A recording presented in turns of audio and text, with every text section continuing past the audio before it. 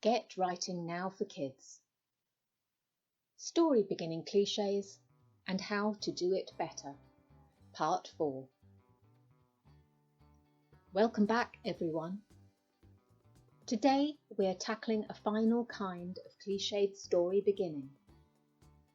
Not that there aren't others, but we only have time for 4. Do you have your pen and paper? If this is the first video of mine you've seen on Cliched Beginnings, you might want to click the link above and start there. So, today's cliched beginning is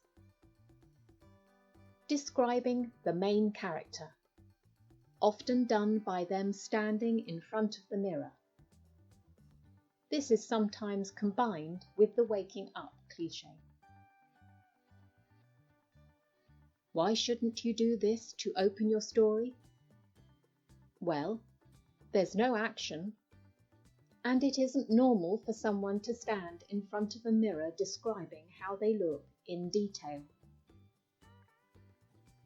How can we describe our character without them talking about themselves? Well, you could do something that highlights one of their physical traits. I know that sounds a little vague, but pause and have a think about it, and see if you can note down some ideas.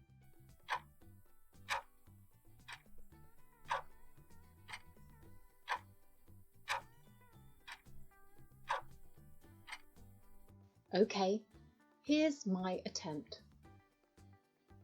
I wished I'd worn my contacts, because my glasses were as clear as a window covered in condensation, which was never good when you knew that danger was standing right in front of you.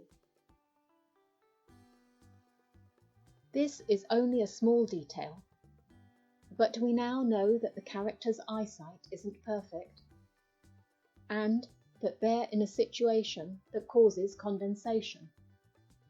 Plus, there's that undescribed danger. That's quite a lot for one sentence. The descriptions of others can also be useful, although that's difficult to pull off in the first couple of lines of a story. Can you think of any ways to do that? Pause and write them down.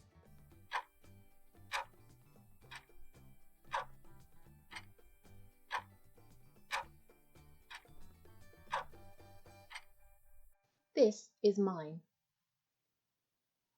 On many previous occasions, Keith had told me that I resembled a fairy tale princess.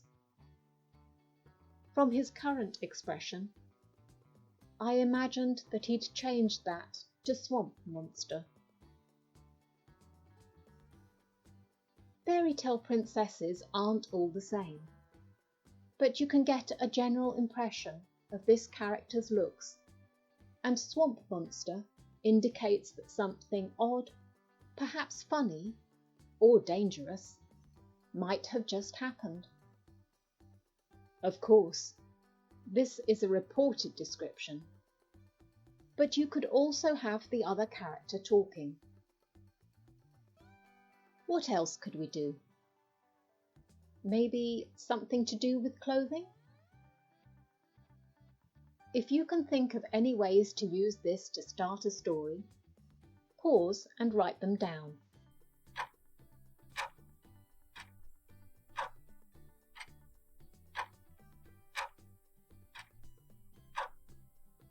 Could you think of any? How about this one? My breaths were shallow and restricted, but not as a result of anxiety this time, but because my corset was so tight I could barely move. From this, we can deduce that this person might get panic attacks, and that this could be a piece set at a time when corsets were commonly worn. It could also be someone acting in a play, taking part in a parade, and any number of other things. Let's summarize. People don't normally stand in front of the mirror and describe themselves head to toe. Try not to use this. Use small details of description embedded in the action. Get other characters to describe the main character, but only in snippets. A full description is no better than the standing in front of the mirror scenario. Use clothing and accessories as a means to enhance a plot point, such as creating a difficulty and saying something about the person at the same time. Don't forget to write up all your ideas. If you enjoyed this video, give it a thumbs up and don't forget to subscribe if you haven't already. Next week, we'll be starting on a new topic, which might possibly have something to do with jingle bells. Make sure you don't miss it.